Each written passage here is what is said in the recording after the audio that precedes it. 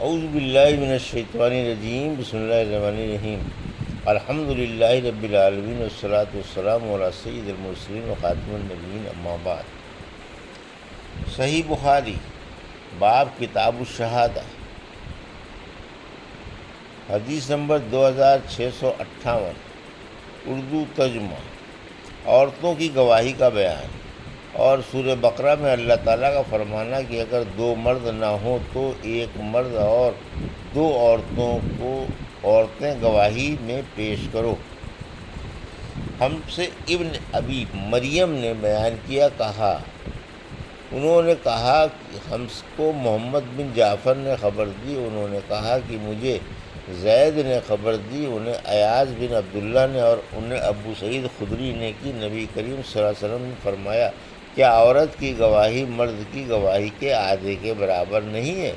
ہم نے عرض کیا کیوں نہیں؟ آپ صلی اللہ علیہ وسلم نے فرمایا کہ یہی تو ان کی عقل کا نقصان ہے۔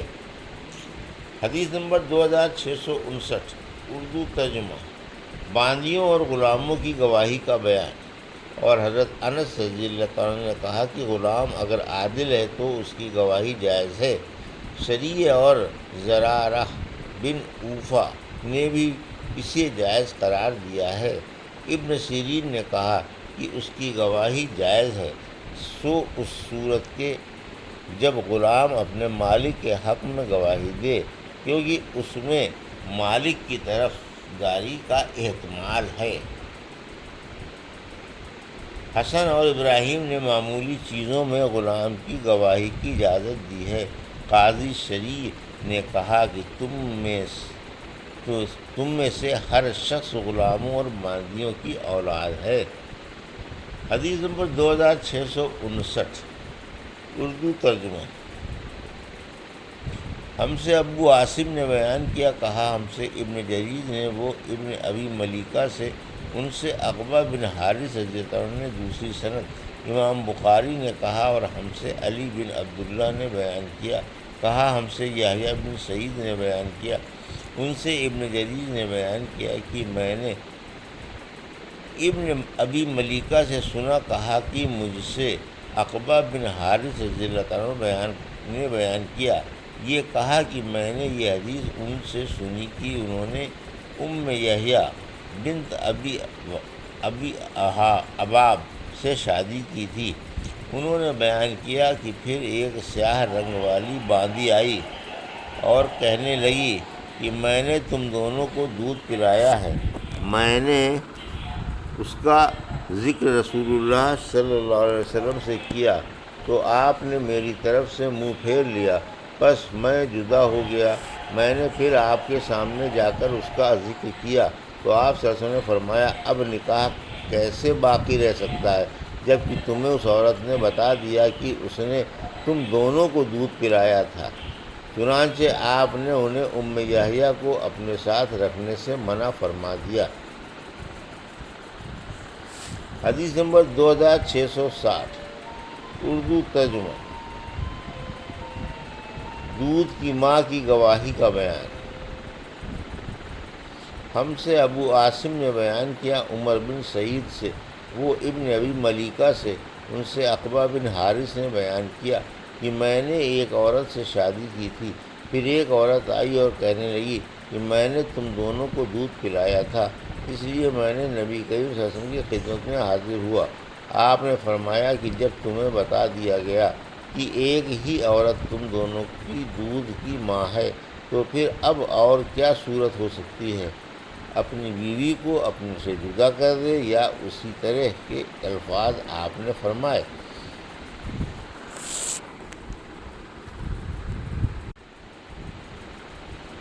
حدیث نمبر 2660، اردو ترجمہ۔ دودھ کی ماں کی گواہی کا بیان۔ ہم سے ابو عاصم نے بیان کیا عمر بن سعید نے، وہ ابن ابی ملیکہ سے، ان سے عقبہ بن حارث نے بیان کیا کہ میں نے ایک عورت سے شادی کی تھی، پھر ایک عورت آئی اور کہنے لگی کہ میں نے تم دونوں کو دودھ پلایا تھا، اس لیے میں نے نبی کریم صلی اللہ علیہ وسلم کی خدمت میں حاضر ہوا۔ آپ نے فرمایا کہ جب تمہیں بتا دیا گیا کہ ایک ہی عورت تم دونوں کی دودھ کی ماں ہے تو پھر اب اور کیا صورت ہو سکتی ہے؟ اپنی بیوی کو اپنے سے جدا کر دے۔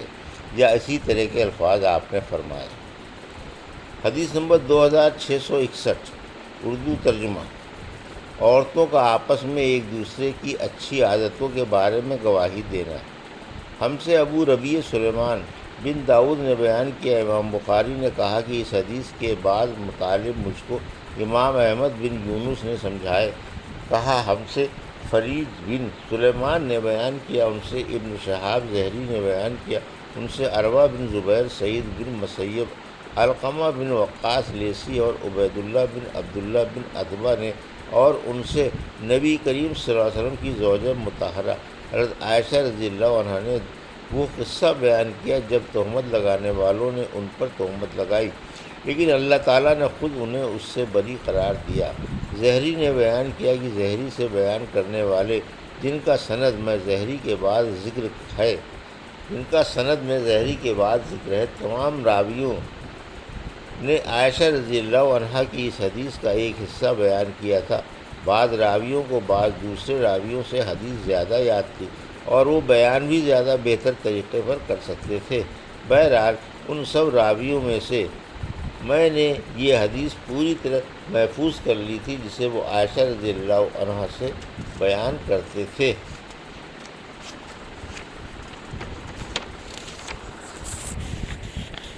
ان راویوں میں ہر ایک کی روایت سے دوسری راوی کی تصدیق ہوتی تھی۔ ان کا بیان تھا کہ عائشہ رضی اللہ عنہا نے کہا کہ رسول اللہ صلی اللہ علیہ وسلم سفر میں جانے کا ارادہ کرتے تو اپنی بیویوں کے درمیان قرعہ ڈالتے، جس کا پانسا نکلتا سفر میں وہی آپ کے ساتھ جاتی۔ چنانچہ ایک غزوے کے موقع پر جس میں آپ بھی شرکت کر رہے تھے، آپ صلی اللہ علیہ وسلم نے قرعہ ڈلوایا اور میرا نام نکلا۔ اب میں آپ کے ساتھ تھی۔ یہ واقعہ پردے کی آیت کے نازل ہونے کے بعد کا ہے۔ خیر، میں ایک حوض میں سوار رہی تھی، اس میں بیٹھے بیٹھے مجھ کو اتار دیا جاتا، اسی طرح ہم چلتے رہے۔ پھر جب رسول اللہ صلی اللہ علیہ وسلم جہاد سے فارغ ہو کر واپس ہوئے اور ہم مدینے کے قریب پہنچ گئے تو ایک رات آپ نے کوچ کا اعلان کر دیا۔ میں یہ حکم سنتے ہی اٹھی اور لشکر سے آگے بڑھ گئی۔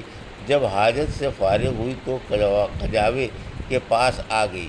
وہاں پہنچ کر جو میں نے اپنا سینہ ٹٹولا تو میرا اظفار کے کالے نگینوں کا ہار موجود نہیں تھا، اس لیے میں وہاں دوبارہ پہنچی جہاں قضائے حاجت کے لیے گئی تھی، اور میں نے ہار کو تلاش کیا۔ اس تلاش میں دیر ہو گئی۔ اسی عرصے میں وہ اصحاب جو مجھے سوار کراتے تھے آئے اور میرا حوض اٹھا کر میرے اونٹ پر رکھ دیا۔ وہ یہی سمجھے کہ میں اس میں بیٹھی ہوں۔ ان دنوں عورتیں ہلکی پھلکی ہوتی تھیں، بھاری بھرکم نہیں۔ گوشت ان میں زیادہ نہیں رہتا تھا کیونکہ بہت معمولی غذا کھاتی تھیں، اس لیے ان لوگوں نے جب حوض کو اٹھایا تو انہیں اس کے بوجھ میں کوئی فرق معلوم نہیں ہوا۔ میں یوں بھی نوعمر لڑکی تھی، چنانچہ اصحاب نے اونٹ کو ہانک دیا اور خود بھی اس کے ساتھ چلنے لگے۔ جب لشکر روانہ ہو چکا تو مجھے اپنا ہار ملا اور میں پڑاؤ کی جگہ آئی، لیکن وہاں کوئی موجود نہ تھا، اس لیے میں اس جگہ گئی جہاں پہلے میرا قیام تھا۔ میرا خیال تھا کہ جب وہ لوگ مجھے نہیں پائیں گے تو یہیں لوٹ کے آئیں گے۔ اپنی جگہ پہنچ کر میں یوں ہی بیٹھی ہوئی تھی کہ میری آنکھ لگ گئی اور میں سو گئی۔ صفوان بن معطل سلمی ثم ذکوانی لشکر کے پیچھے تھے، جو لشکریوں کی گری پڑی چیزوں کو اٹھا کر انہیں ان کے مالک تک پہنچانے کی خدمت کے لیے مقرر تھے۔ وہ میری طرف سے گزرے تو ایک سوئے ہوئے انسان کا سایہ نظر پڑا، اس لیے اور قریب پہنچے۔ پردے کے حکم سے پہلے وہ مجھے دیکھ چکے تھے۔ ان کے انا للہ پڑھنے سے میں بیدار ہو گئی۔ آخر انہوں نے اپنا اونٹ بٹھایا اور اس کے اگلے پاؤں کو موڑ دیا تاکہ بلا کسی مدد کے میں خود سوار ہو سکوں۔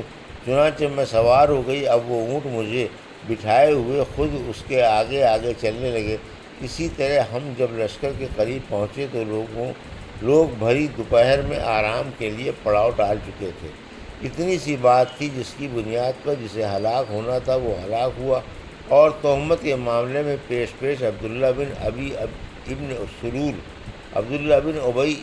ابن سلول منافق تھا۔ پھر ہم مدینے میں آ گئے اور میں 1 مہینے تک بیمار تھی۔ تہمت لگانے والوں کی باتوں کا خوب چرچا ہو رہا تھا۔ اپنی اس بیماری کے دوران مجھے اس سے بھی بڑا شبہ ہوتا تھا کہ ان دنوں رسول اللہ صلی اللہ علیہ وسلم کا وہ لطف و کرم بھی میں نہیں دیکھتی تھی جن کا مشاہدہ اپنی پچھلی بیماریوں میں کر چکی تھی۔ بس آپ گھر میں جب آتے تو سلام کرتے اور صرف اتنا دریافت فرما لیتے مزاج کیسا ہے۔ جو باتیں تہمت لگانے والے پھیلا رہے تھے ان میں سے کوئی بات مجھے معلوم نہیں تھی۔ جب میری صحت کچھ ٹھیک ہوئی تو ایک رات میں مستہ کے ساتھ مناسا کی طرف گئی۔ یہ ہماری قضاء حاجت کی جگہ تھی، ہم یہاں صرف رات میں ہی آتے تھے۔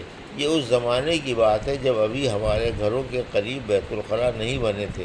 میدان میں جانے کے سلسلے میں قضاء حاجت کے لیے ہمارا طرز عمل قدیم عرب کی طرح تھا۔ میں اور مستہ بنت ابی رحم چل رہے تھے کہ وہ اپنی چادر میں الجھ کر گر پڑی اور ان کی زبان سے نکل گیا، مستہ برباد ہو۔ میں نے کہا بری بات آپ نے اپنی زبان سے نکالی ہے، ایسے شخص کو برا کہہ رہی ہیں آپ جو بدر کی لڑائی میں شریک تھا۔ وہ کہنے لگی، اے جو کچھ ان سب نے کہا وہ آپ نے نہیں سنا؟ پھر انہوں نے تہمت لگانے والوں کی ساری باتیں سنائیں اور ان باتوں کو سن کر میری بیماری اور بڑھ گئی۔ میں جب اپنے گھر واپس ہوئی تو رسول اللہ صلی اللہ علیہ وسلم اندر تشریف لائے اور دریافت فرمایا مزاج کیسا ہے؟ میں نے عرض کیا کہ آپ مجھے والدین کے یہاں جانے کی اجازت دیجیے۔ اس وقت میرا ارادہ یہ تھا کہ ان سے اس خبر کی تحقیق کروں گی۔ آن صلی اللہ علیہ وسلم نے مجھے جانے کی اجازت دے دی اور میں جب گھر آئی تو میں نے اپنی والدہ رومان سے ان باتوں کے متعلق پوچھا جو لوگوں میں پھیلی ہوئی تھیں۔ انہوں نے فرمایا، بیٹی اس طرح کی باتوں کی پرواہ نہ کر، خدا کی قسم شاید ہی ایسا ہو کہ تجھ جیسی حسین و خوبصورت عورت کسی مرد کے گھر میں ہو اور اس کی سوکنیں بھی ہوں، پھر بھی اس طرح کی باتیں نہ پھیلائی جایا کریں۔ میں نے کہا سبحان اللہ، سوکنوں کا کیا ذکر، وہ تو دوسرے لوگ اس طرح کی باتیں کر رہے ہیں۔ انہوں نے بیان کیا کہ وہ رات میں نے وہیں گزاری، صبح تک میرے آنسو نہیں تھمتے تھے اور نیند آئی۔ صبح ہوئی تو رسول اللہ صلی اللہ علیہ وسلم نے اپنی بیوی کو جدا کرنے کے سلسلے میں مشورہ کرنے کے لیے علی بن ابی طالب اور اسامہ بن زید رضی اللہ عنہ کو بلوایا، کیونکہ وہی اس کے سلسلے میں اب تک نہیں آئی تھی۔ اسامہ رضی اللہ عنہ کو آپ کی بیویوں سے آپ کی محبت کا علم تھا، اس لیے اسی کے مطابق مشورہ دیا اور کہا، آپ کی بیوی یا رسول اللہ، واللہ ہم ان کے متعلق خیر کے سوا اور کچھ نہیں جانتے۔ حضرت علی رضی اللہ عنہ نے کہا، یا رسول اللہ، اللہ تعالیٰ نے آپ پر کوئی تنگی نہیں کی ہے، عورتیں ان کے سوال بھی بہت ہیں۔ اب باندی سے بھی آپ دریافت فرما لیجئے، وہ سچی بات بیان کریں گی۔ چنانچہ رسول اللہ صلی اللہ علیہ وسلم نے بریرہ رضی اللہ عنہا کو بلایا جو عائشہ کی خاص خادمہ تھیں اور دریافت فرمایا، بریرہ، کیا تم نے عائشہ رضی اللہ عنہ میں کوئی ایسی چیز دیکھی ہے جس سے تمہیں شبہ ہوا ہو؟ بریرہ رضی اللہ عنہا نے عرض کیا، انہیں اس ذات کی قسم جس نے آپ کو حق کے ساتھ مبعوث فرمایا ہے، میں نے ان میں کوئی ایسی چیز نہیں دیکھی جس کا عیب میں ان پر لگا سکوں۔ اتنی بات ضرور ہے کہ وہ نوعمر لڑکی ہے، آٹا گوندھ کر سو جاتی ہیں، پھر بکری آتی ہے اور کھا لیتی ہے۔ رسول اللہ صلی اللہ علیہ وسلم نے اسی دن ممبر پر کھڑے ہو کر عبداللہ بن ابی بن سلول کے بارے میں مدد چاہی۔ آپ نے فرمایا، ایک ایسے شخص کے بارے میں میری کون مدد کرے گا جس کی اذیت و تکلیف دہی کا سلسلہ اب میری بیوی کے معاملے تک پہنچ چکا ہے۔ اللہ کی قسم اپنی بیوی کے بارے میں خیر کے سوا اور کوئی چیز مجھے معلوم نہیں ہے۔ پھر نام بھی اس معاملے میں انہوں نے ایک ایسے آدمی کا لیا ہے جس کے متعلق بھی میں خیر کے سوا اور کچھ نہیں جانتا۔ خود میرے گھر میں جب بھی وہ آئے ہیں تو میرے ساتھ ہی آئے۔ یہ سن کر سعد بن معاذ کھڑے ہوئے اور عرض کیا، یا رسول اللہ، واللہ میں آپ کی مدد کروں گا اگر وہ شخص جس کے متعلق تہمت لگانے کا آپ نے اشارہ فرمایا اوس قبیلے سے ہوگا تو ہم اس کی گردن مار دیں گے، کیونکہ سعد رضی اللہ عنہ خود قبیلہ اوس کے سردار تھے، اور اگر وہ خزرج کا آدمی ہوا تو آپ ہمیں حکم دیں، جو بھی آپ کا حکم ہوگا ہم تعمیل کریں گے۔ اس کے بعد سعد بن عبادہ کھڑے ہوئے، جو قبیلہ خزرج کے سردار تھے، حالانکہ اس سے پہلے اب تک بہت صالح تھے، لیکن اس وقت سعد بن معاذ کی بات پر حمیت سے غصہ ہو گئے تھے، اور سعد بن معاذ سے کہنے لگے، خدا کے دوام و بقا کی قسم، تم جھوٹ بولتے ہو، نہ تم اسے قتل کر سکتے ہو اور نہ تمہارے اندر اس کی طاقت ہے۔ پھر اسید بن حضیر رضی اللہ عنہ کھڑے ہوئے، سعد بن معاذ کے چچزاد بھائی، اور کہا، خدا کی قسم ہم اسے قتل کر دیں گے اگر رسول اللہ صلی اللہ علیہ وسلم کا حکم ہوا۔ کوئی شبہ نہیں رہ جاتا کہ تم بھی منافق ہو، کیونکہ منافقوں کی طرفداری کر رہے ہو۔ اس پر اوس اور خزرج دونوں قبیلوں کے لوگ اٹھ کھڑے ہوئے اور آگے بڑھنے ہی والے تھے کہ رسول اللہ صلی اللہ علیہ وسلم، جو ابھی تک ممبر پر تشریف رکھتے تھے، ممبر سے اترے اور لوگوں کو نرم کیا۔ اب سب لوگ خاموش ہو گئے اور آپ بھی خاموش ہو گئے۔ میں اس دن بھی روتی رہی، نہ میرے آنسو تھمتے تھے اور نہ نیند آتی تھی۔ پھر میرے پاس میری ماں باپ آئے، میں 2 راتوں اور 1 دن سے برابر روتی رہی تھی۔ ایسا معلوم ہوتا تھا کہ روتے روتے میرے دل کے ٹکڑے ٹکڑے ہو جائیں گے۔ انہوں نے بیان کیا کہ ماں باپ میرے پاس بیٹھے ہوئے تھے کہ ایک انصاری عورت نے اجازت چاہی اور میں نے انہیں اندر آنے کی اجازت دے دی، اور وہ بھی میرے ساتھ بیٹھ کر رونے لگی۔ ہم سب اسی طرح تھے۔ رسول اللہ صلی اللہ علیہ وسلم اندر تشریف فرما لائے اور بیٹھ گئے۔ جس دن سے میرے متعلق وہ باتیں کہی جا رہی تھیں جو کبھی نہیں کی گئی تھیں، اس دن سے میرے پاس آپ نہیں بیٹھے تھے۔ آپ صلی اللہ علیہ وسلم 1 مہینے تک انتظار کرتے رہے تھے، لیکن میرے معاملے میں کوئی وحی آپ پر نازل نہیں ہوئی تھی۔ عائشہ رضی اللہ عنہا نے بیان کیا کہ پھر آپ صلی اللہ علیہ وسلم نے تشہد پڑھی اور فرمایا، عائشہ تمہارے متعلق مجھے یہ باتیں معلوم ہوئی ہیں، اگر تم اس معاملے میں بری ہو تو اللہ تعالیٰ بھی تمہاری برات کا ظاہر کر دے گا، اور اگر تم نے گناہ کیا ہے تو اللہ تعالیٰ سے مغفرت چاہو اور اس کے حضور توبہ کرو، کہ بندہ جب اپنے گناہ کا اقرار کر کے توبہ کرتا ہے تو اللہ تعالیٰ بھی اس کی توبہ قبول کرتا ہے۔ جو ہی آپ صلی اللہ علیہ وسلم نے اپنی گفتگو ختم کی، میرے آنسو اس طرح خشک ہو گئے کہ اب ایک قطرہ بھی محسوس نہیں ہوتا تھا۔ میں نے اپنے باپ سے کہا کہ آپ رسول اللہ صلی اللہ علیہ وسلم سے میرے متعلق کہیے، لیکن انہوں نے کہا، قسم اللہ کی مجھے نہیں معلوم کہ آپ صلی اللہ علیہ وسلم سے مجھے کیا کہنا چاہیے۔ میں نے اپنی ماں سے کہا کہ رسول اللہ صلی اللہ علیہ وسلم نے جو کچھ فرمایا اس کے متعلق حضور صلی اللہ علیہ وسلم سے آپ ہی کچھ کہیے۔ انہوں نے بھی یہی فرما دیا کہ قسم اللہ کی مجھے معلوم نہیں کہ مجھے رسول اللہ صلی اللہ علیہ وسلم سے کیا کہنا چاہیے۔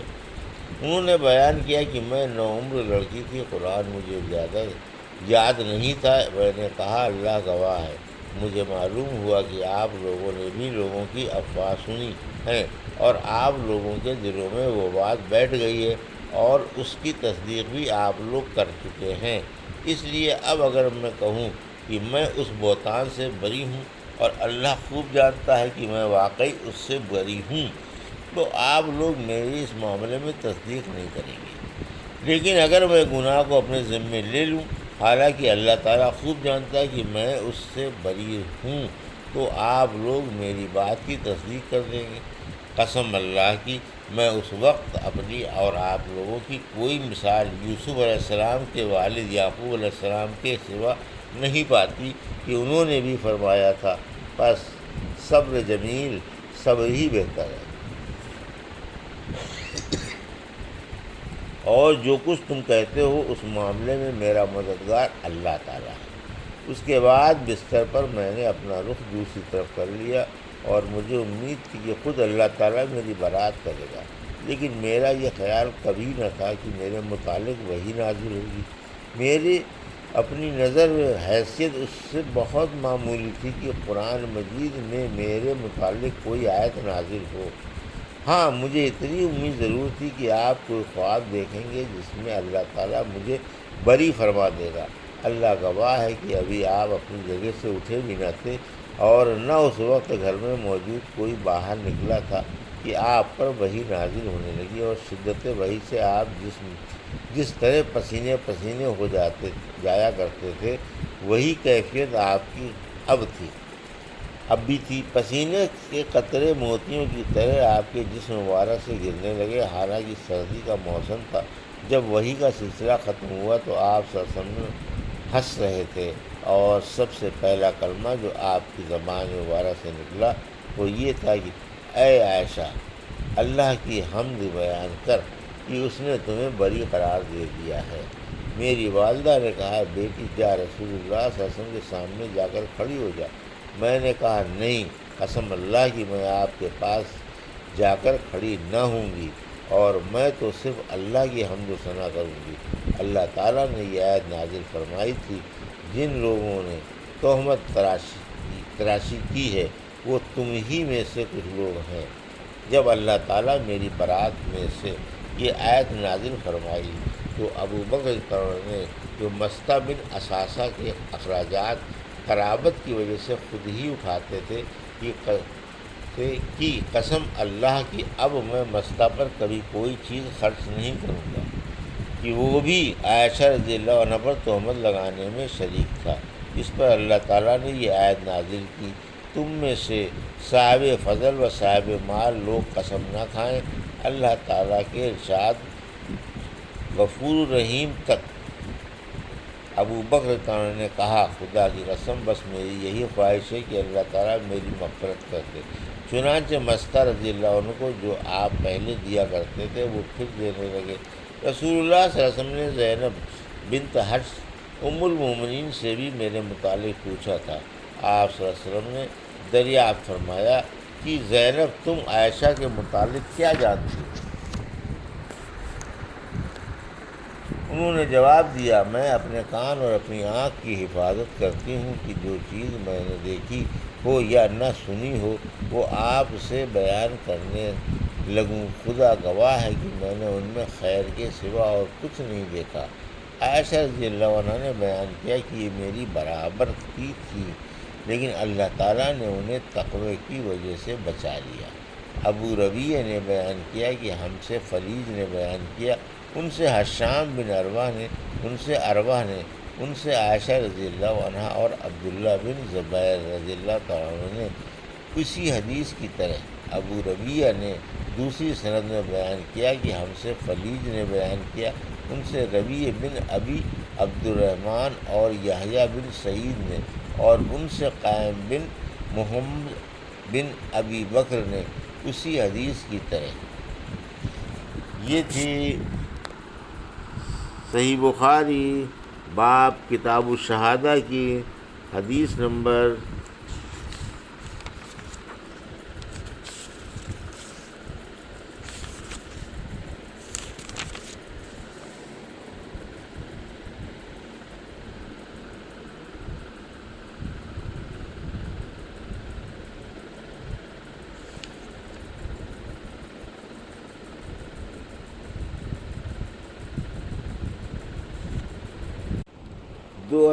2659 سے 2661 کا اردو ترجمہ جو ابھی آپ نے سماعت فرمایا۔ اللہ سے دعا ہے کہ اللہ میں ان حدیثوں کی صحیح سمجھ عطا فرما اور ان پر عمل کرنے کی توفیق عطا فرما، آمین یا رب العالمین۔